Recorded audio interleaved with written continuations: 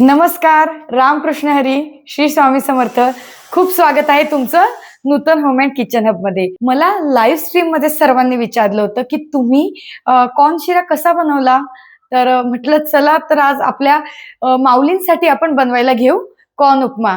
तर आजची recipe corn उपमा आहे. तर चला सुरुवात करूया रेसिपीला. तर आपण इथे कॉर्न छान सोलून घेतलेले आहे. यामध्ये बारीक मिरच्या करून घेऊ, लसूणच्या पाकड्या आणि पाणी याची छान फाईन पेस्ट करून घेऊ.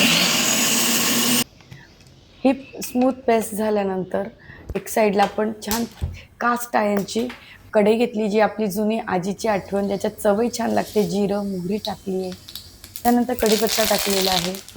फ्रेंड्स, हिंगाची फोडणी दिली, सगळीकडे सुगंध येत आहे. कॉर्नची पेस्ट त्याच्यात टाकून घेऊ, मिक्स करून घेऊ.